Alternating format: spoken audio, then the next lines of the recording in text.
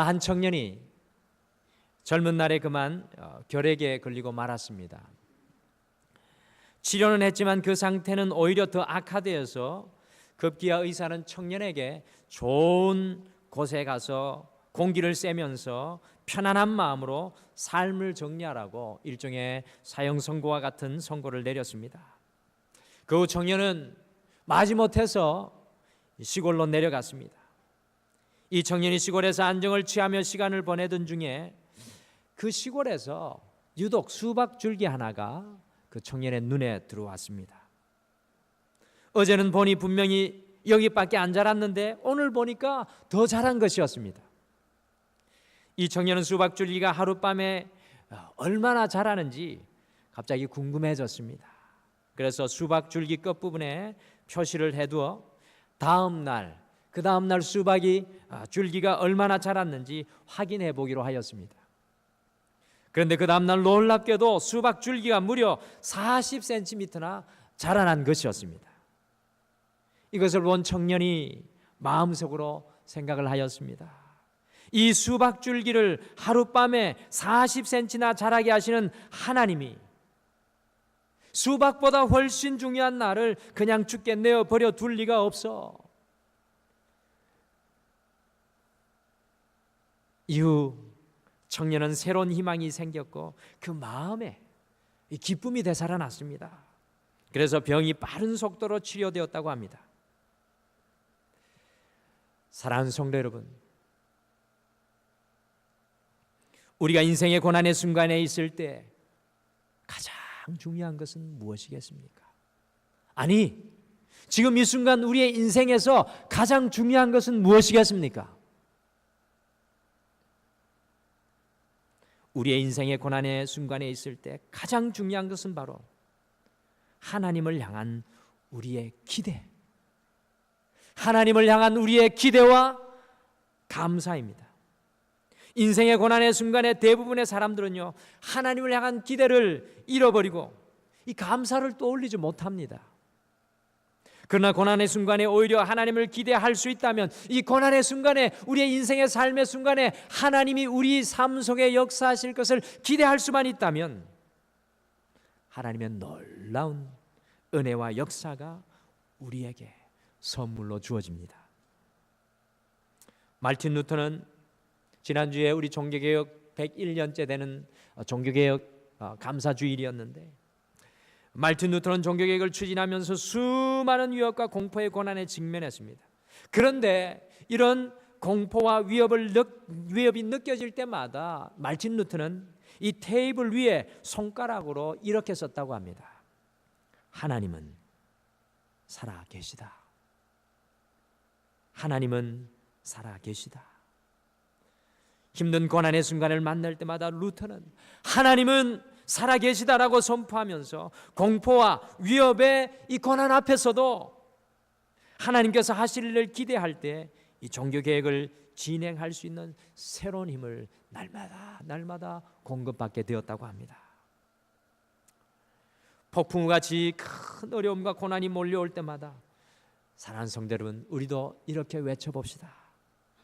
하나님은 살아계시다.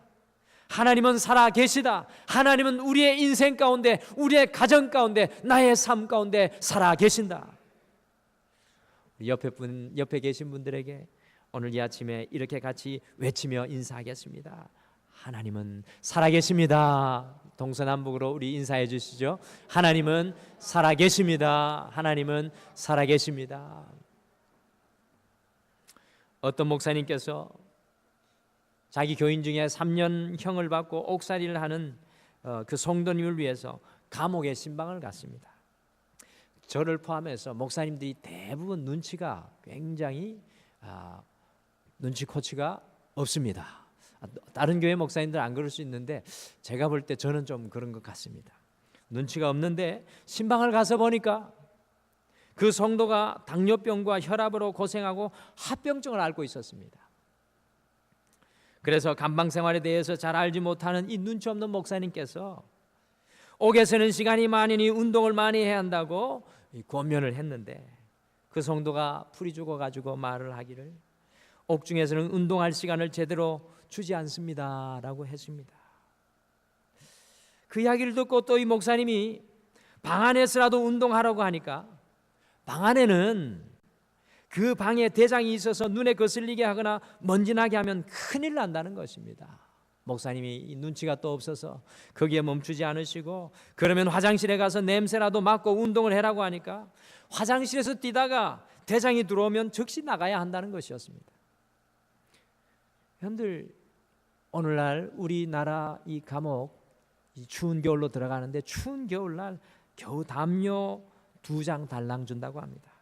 목사님이 신방 가셨을 때 이 올림픽 기간이 있는데 또 눈치 없이 올림픽은 잘 보고 있느냐고 질문하니까 밖의 소식을 전혀 듣지도 알지도 못한다고 그 성도가 이야기를 했습니다.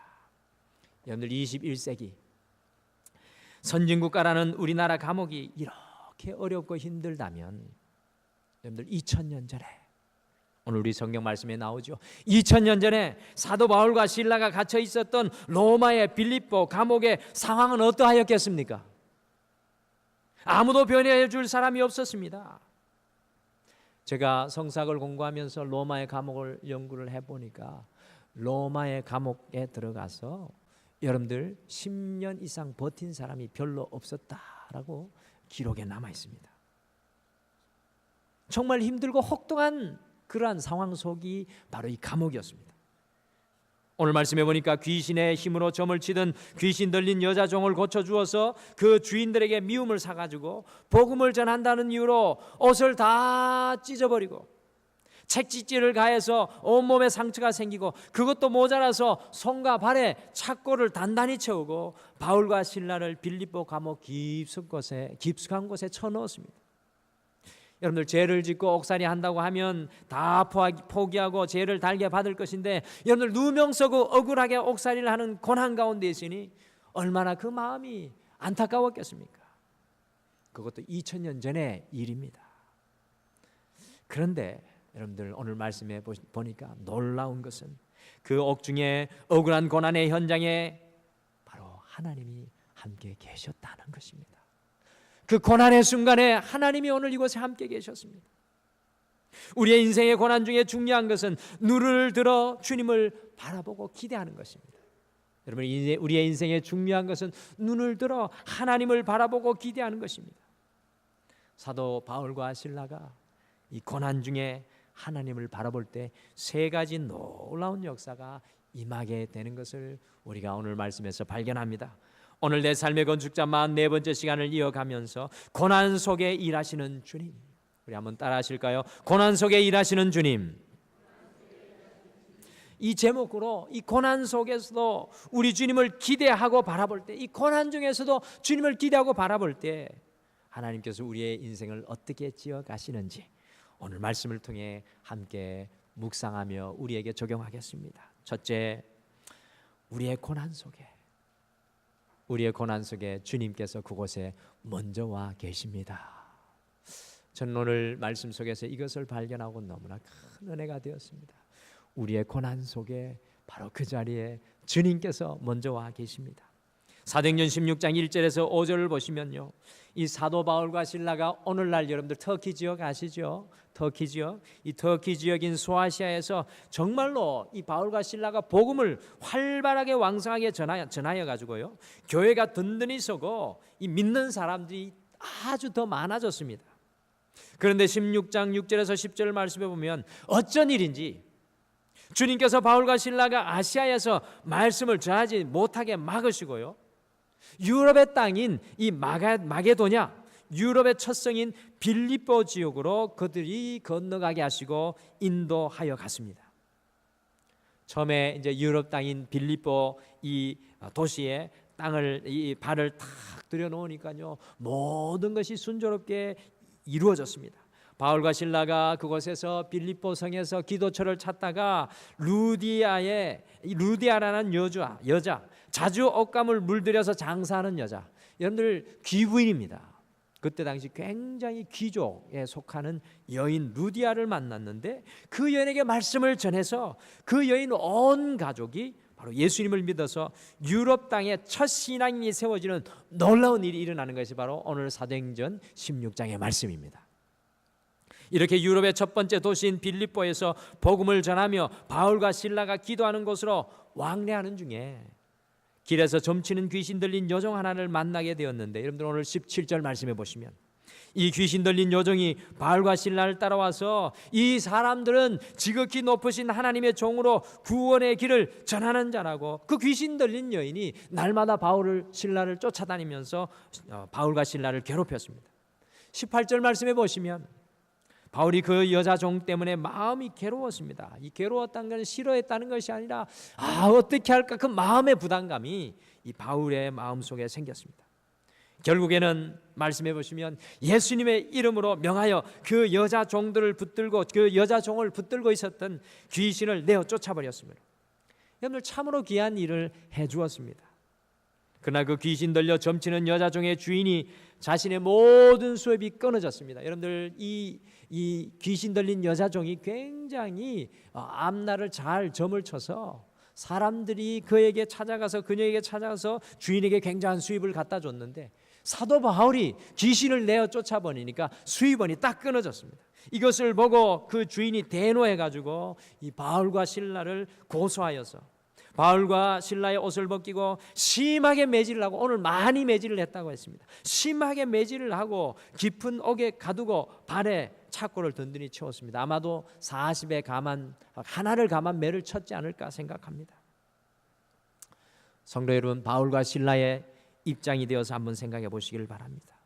주님께서 인도하셔서 복음을 잘 전하던 소아시아를 떠나서 이제 유럽으로 넘어왔습니다. 주님께서 부르셔서 온 것인데 복음을 전하다가 예수님의 이름을 선포하였는데 23절에 보니까 옷이 다 찢어지고 아주 심하게 매질을 당하고 깊은 감옥에 갇히는 고난 중에 고난을 당하게 되었습니다. 고난 중에 고난 속에 들어가게 되었습니다. 여러분들 얼마나 낙심하였겠습니까? 얼마나 하나님이 원망스러웠겠습니까?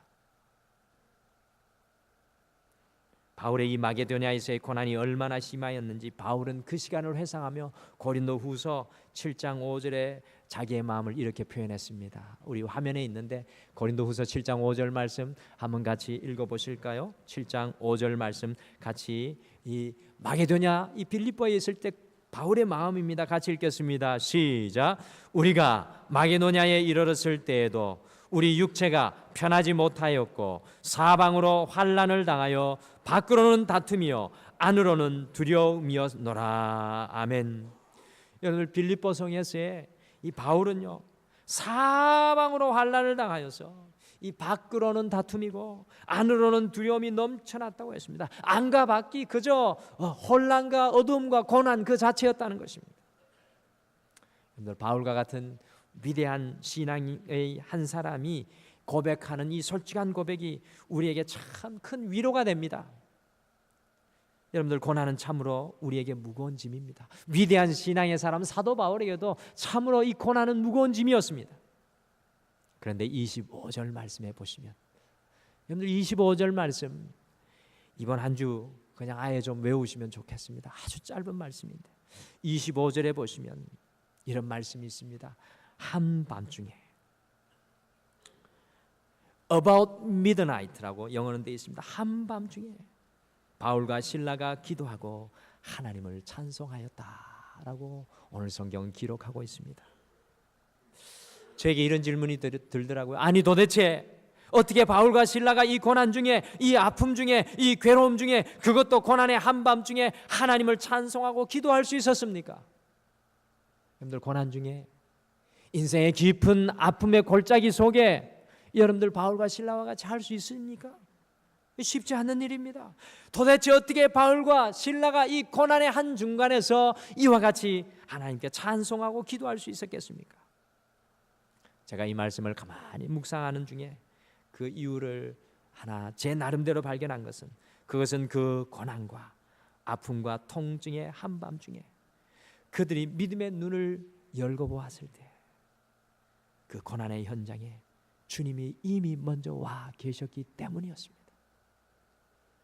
그 깊은 감옥 속에 나 홀로 있는 줄 알았는데 주님께서 그곳에 와 계신 것입니다. 그 깊은 감옥의 고난 속에 주님께서 먼저 와 기다리고 계셨습니다. 그러니 바울과 실라가 주님께 찬양할 수밖에 없었습니다.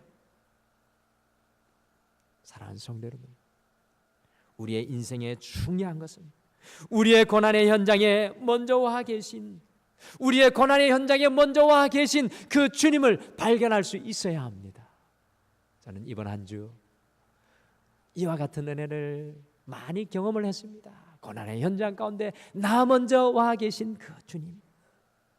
여러분들, 보디발 장군의 아내에게 누명을 쓰고 왕의 감옥에 갇혔던 요셉을 앞서서 주님께서 먼저 그 요셉의 고난의 현장인 감옥에 와 계셨습니다. 창세기 39장 20절과 21절 말씀 같이 한번 읽어보시죠. 창세기 39장 20절과 21절 말씀 우리 한 목소리로 다 같이 읽겠습니다. 시작. 이에 요셉의 주인이 그를 잡아 옥에 가두니 그 옥은 왕의 제수를 가두는 곳이었더라. 요셉이 옥에 갇혔으나 여호와께서 요셉과 함께 하시고 그에게 인자를 다하사 간수장에게 은혜를 받게 하시매. 아멘. 여호와께서 요셉과 함께 하시고 그에게 인자를 다하사 간수장에게 은혜를 받게 하시매. 사랑하는 성도 여러분, 요셉의 감옥의 고난의 현장에 우리 주님께서 먼저 그곳에 와 계셨습니다. 다니엘의 세 친구 사드락과 메삭과 아벳노고가 신앙의 그 결단을 하고 다른 신에게 절하지 않겠다고 했을 때, 풀무불에 던져졌을 때 그들이 홀로 풀무불에 들어가는 줄 알았지만 그곳에 이미 그 풀무불 속에 와 계신 우리 주님께서 함께 하셨습니다. 그래서 셋이 아니라 넷이 그 풀무불 속에 거닐었던 것을 기억합니다. 여러분, 다니엘을 기억하십니까? 다니엘이 사자굴에 던져졌을 때 우리 주님께서 먼저 그 다니엘의 고난의 현장 가운데 나아가서 사자들의 입을 막으시고 그 사자굴에 와 계셨습니다. 우리가 어떤 고난 속에 있는지가 중요한 것이 아니라 고난의 순간에 우리가 누구와 함께 있느냐가 중요합니다. 사랑하는 성도 여러분, 우리가 어떤 고난 속에 있는지가 중요한 것이 아닙니다. 우리는 때때로 고난을 바라보며 그 고난 속에 괴로워할 때가 많이 있습니다. 어떤 고난 속에 있는가가 중요한 것이 아니라 그 고난 속에 우리가 누구와 함께 있느냐가 중요합니다. 우리는 과연 우리의 고난 속의 순간에 누구와 함께 있습니까? 바울과 실라는 오늘 그 고난의 현장 속에 먼저 와 계신 주님을 만나게 되었습니다. 한밤중에 인생의 그 깊은 고난의 골짜기 속에 그곳에 미리 와 계신 주님을 봤다는 겁니다. 사랑하는 성도 여러분, 우리의 고난의 현장 속에 언제든지 주님께서는 먼저 와 계십니다. 여러분들 믿으십니까? 이것을 바라볼 수 있으시기를 바랍니다. 그 먼저 와 계신 주님을 붙드시기를 바랍니다. 먼저 와서 우리를 도우시는 그 주님을 바라보시며 기대하실 때 그 고난을 통해서 이루어 가시는 주님의 놀라운 뜻을 발견하게 되실 줄 믿습니다. 주님은 이미 이곳에 살아 계십니다. 주님은 우리의 삶의 현장에 이미 와 계십니다. 그 주님을 바라보고 찬송하십시오. 그 주님을 바라보고 기도하십시오. 이번 한 주간 반드시 기억하시기를 바랍니다. 우리의 고난 속에 주님께서 먼저 와 계십니다. 놀라운 은혜입니다. Amazing Grace입니다. 둘째, 우리의 고난 속에 주님께서 사명을 주십니다. 우리의 고난을 통해서 주님께서 사명을 주십니다. 오늘 말씀 속에 바울과 실라가 먼저 와 계신 그 주님을 발견하고 찬양하고 기도하니 지진이 일어나 옥토가 움직이고 옥문이 다 열리고 매였던 착고가 다 풀어지니까 감옥을 지키던 간수사이가 오늘 27절 말씀에 보니까 칼을 빼들고 자결하려고 하였습니다. 여러분들, 왜 간수가 지진이 일어나고 옥문이 부서지고 착고가 열리는 걸 보고 자결하려고 합니까? 여러분들, 그때 당시에 로마의 법을 덜 추워 보니까 로마의 법이 이 죄수를 향해서 얼마나 엄격했던지, 이 죄수가 만일 도망을 치면 그것을 지키던 간수가 대신 감옥에 갇혀야 되고, 사형 언도를 받은 간수가 도망을 가면 그 간수가 사형 언도를 대신 받아야 했습니다. 그러니까 간수는 바울과 실라가 도망간 줄 알고 고통스럽게 죽는 것이 두려워서 스스로 죽으려고 할 때 바울과 실라가 우리가 다 여기에 있다라고 소리쳤습니다. 이 소리에 간수가 달려와서 그들의 기도와 찬송의 소리가 난 이후에 감옥에 지진이 난 것을 알고요, 그 간수가 이 바울과 실라 앞에 엎드려서 우리가 어떻게 해야 살 수 있습니까? 라고 오늘 소리치고 있습니다. 그때 주 예수를 믿으라, 그리하면 너와 내 집이 구원을 받으리라는 아주 유명한 복음의 메시지를 오늘 사도 바울과 실라가 외치고 있습니다. 이 간수장이가 바울과 실라를 그 가정으로 데리고 가서요, 자기만 구원받은 것이 아니라 온 가족이 세례를 받고 구원을 얻게 되었습니다. 이 빌립보 간수장의 가정이 구원을 받은 것이 바로 두 번째 빌립보 성인 유럽에서 일어난 복음의 역사입니다. 여러분께 질문 드리겠습니다. 하나님께서 왜 바울과 실라의 옷을 찢으시고 그들이 매를 맞게 하시며 발에 착고를 채우셔서 감옥에 갇히게 하신 것입니까? 그것은 바울과 실라에게 이 간수를 살리는 사명을 주시기 위해서입니다. 바울과 실라가 고난 중에는 자신들에게 주신 그 사명을 알지 못했습니다. 그들에게 고난은 그저 그들을 고통스럽게 하는 그것이었습니다. 옥토가 흔들리고 감옥의 문이 열릴 때까지, 그들의 발에 채워진 착고가 풀릴 때까지 왜 바울과 실라는 이런 고난과 아픔이 자신들에게 임하였는지 도무지 알 수가 없었습니다. 그러나 사랑하는 성도 여러분, 나중에 우리에게 임한 고난의 이유를 꼭 알게 될 날이 오실 겁니다. 끝까지 우리 앞서서 우리의 고난의 현장에 와 계신 그 주님을 믿음으로 바라보고 주님과 함께 걸어가신다면 이 고난을 통해서 우리에게 주시는 주님의 사명, 고난 속에 우리에게 주시는 주님의 사명을 발견하게 되실 줄 믿습니다. 주님께서는 빌립보 성에서 최상층에 있는 루디아의 가정을 구원하게 하셨습니다. 저는 이 말씀을 보고 또 놀랐어요. 이 빌립보 성에 하나님께서 골고루 구원합니다. 최상층에 있는 루디아 가정을 구원하시고 아주 종의 가정에 있는 최하층의 이 여종의 가정을 구원하시고, 그리고 딱 중간에 이 간수장의 가정을 구원하시는 하나님의 사명을 이 바울과 실라의 고난을 통해 이루어 가십니다. 사랑하는 성도 여러분, 고난 속에 우리에게 사명의 손을 내밀고 계신 그 주님을 발견할 수 있게 되기를 바랍니다. 혹시 이 자리에 고난 속에 계신 분 계십니까?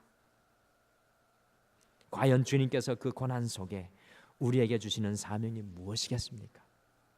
고난 중에 계신 분 계십니까? 주님께서 그 고난을 통해 주님께서 내밀고 계신 사명은 무엇입니까? 저는 그것을 붙잡을 겁니다. 사랑하는 성도 여러분, 여러분들도 고난 중에 여러분들에게 손 내미시는 주님의 사명을 붙잡으시는 여러분들 되시길 간절히 축복합니다. 고은 목사님의 사명이라는 시가 있습니다. 그 사명이라는 시 화면에 준비했습니다. 같이 한번 읽어보실까요? 환난 날에 두려워 않고 일상의 날로 받아들이는 믿음 주시고, 평범한 날에는 방심하지 않고 특별한 날로 받아들이는 은혜를 주옵소서. 물질 풍성한 날에는 드림과 나눔으로 가난하게 하시고, 궁핍한 날에는 있는 것을 감사함으로 청빈하게 하소서. 많은 시간의 날에는 낭비함으로 보내지 않게 하시고, 절박한 시간의 날에는 한 시간을 하루만큼 값지게 사용할 줄 아는 지혜를 주옵소서. 주여, 내가 사람과 사건과 사물을 만났을 때 어떤 상황이든 그것을 보고 낙심하지 않게 하소서. 하늘을 바라보고 거룩한 기다림이 되게 하소서. 지나간 시간은 결코 돌아오지 않고 내일은 반드시 주님과 함께 나를 찾아오는 것을 알게 하소서.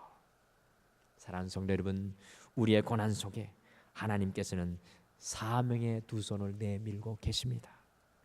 마지막으로 우리의 고난 중에 드리는 찬송과 기도에 주님께서 응답하십니다. 고난 중에 드리는 찬송과 기도에 주님께서 응답하십니다. 여러분들, 많은 사람들이 고난의 순간에 서게 되면 무엇을 해야 할지 막막해 합니다. 고난의 순간에 모든 것을 내놓으려고 합니다. 고난의 순간에 아무것도 할 수 없다고 속삭이며 마귀는 우리를 무능력 속으로, 불평과 불만으로 우리를 이끌어갈 수 있습니다. 오늘 바울과 실라는 고난의 한밤중에, 고난의 그 깊은 계곡 속에, 그들의 고난의 골짜기가 가장 깊은 한밤중에 여러분들 찬송과 기도로 주님께 나아갑니다. 오늘 성경 말씀 속에 여러분들 무엇이 진정한 기적입니까? 오늘 말씀을 읽으셨는데 성경 말씀 속에 무엇이 진정한 기적입니까? 흔히 옥문이 열리고 창구가 풀린 것이 기적이라고 생각합니다. 그러나 저는 그렇게 생각하지 않습니다. 누가 보아도 찬양할 수 없는 상황 속에서 찬양이 터져 나온 것이 기적입니다. 전혀 기도할 수 없는 중에 기도하는 것이 기적입니다. 그래서 제가 어떤 성도님들 만날 때마다 기적입니다, 능력입니다, 권능입니다 자꾸 저는 선포합니다. 인생의 저 깊은 골짜기에서 울려나오는 기도와 찬양은 성도의 가장 맑고 순결한 하나님을 향한 외침입니다. 어찌 성도의 그 가장 맑고 순결하고 정결한 간구를 우리 하나님께서 외면하시겠습니까? 여러분들 고난 중에 우리 주님과 가장 가까워질 수 있는 기회입니다. 우리의 고난 중에 드리는 찬송과 기도에 우리 주님께서 반드시 응답하십니다. 우리의 찬송과 기도는 우리의 인생 가운데 하나님의 진동이 임하게 합니다. 오늘과 같이.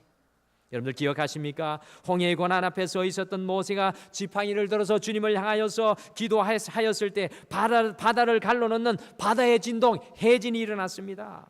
이스라엘 백성들이 미스바에 모여서 참여하고 예배하며 기도하였을 때 블레셋의 수많은 군사들이 쳐들어왔으나 그들의 마음의 심진, 마음의 진동이 일어나고 머리에 내진을 일으키셔서 블레셋 군인들이 눈이 돌아가서 서로가 서로를 죽이는 일이 일어났습니다.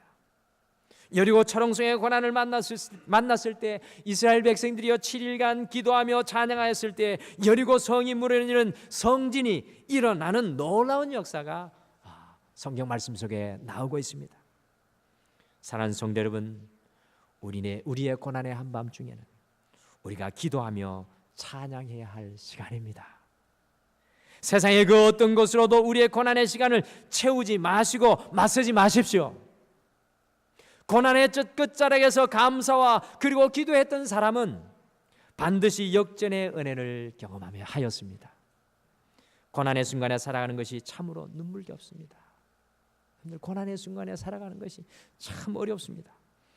그러나 바로 그 순간에 우리도 바울과 실라와 같이 기도와 찬양으로 주님의 응답을 기다리시는 여러분들 되시기를 간절히 축복합니다. 오늘은 이사야 50장 10절의 말씀으로 결론을 맺고 싶습니다. 우리 앞에 화면에 있습니다. 이사야 50장 10절 말씀 같이 한 목소리로 읽겠습니다. 너희 중에 여호와를 경외하며 그의 종의 목소리를 청종하는 자가 누구냐? 흑암 중에 행하여 빛이 없는 자라도 여호와의 이름을 의뢰하며 자기 하나님께 의지할지어다. 아멘. 잠깐 화면에 띄워주십시오. 이 말씀을 보시면 참으로 감동이 됩니다. 영어 성경을 보니까 이렇게 기록되어 있습니다. 빛이 없어 흑암 중에 걸어 들어가야 하는 사람도, 빛이 없어 흑암 중으로 걸어 들어가야만 하는 사람도 주님을 의지하여 그 흑암 속으로 걸어 들어가라. 여러분들, 우리도 어쩔 수 없이요 흑암 중에 걸어 들어가야 하는 경우가 있습니다. 바로 그때 여호와를 의지하며 주님께서 하실 일을 기대하며 바라보아야 합니다. 바로 그 순간에 우리의 흑암 속에서 고난 속에서 일하시는 하나님을 바라보아야 합니다. 여러분들 기억하십시오. 우리 주님은 우리의 고난 속에 이미 먼저 우리의 그 고난 속에 찾아와 계신 분입니다. 우리 주님은 우리의 고난을 통하여 사명의 두 손을 내밀고 계십니다. 우리의 고난 속에 기도와 찬양으로 나아갈 때 하나님의 놀라운 은혜의 진동의 역사가 우리와 함께 할 겁니다. 사랑하는 성도 여러분, 저는 우리 모든 신앙이 성장하고 성숙하여서 어두움마저도 고난마저도 감사할 수 있게 되기를 소원합니다. 이번 한 주 우리의 삶 가운데서도 모든 어려움 가운데서도 빛 대신 그 하나님을 바라보고 살아가시기를 축복합니다. 다 같이 기도하시겠습니다. 주님, 이 땅을 걸어가는 것은 고난의 골짜기를 오르락 내리락 하는 영적인 등반의 삶인 줄 믿습니다.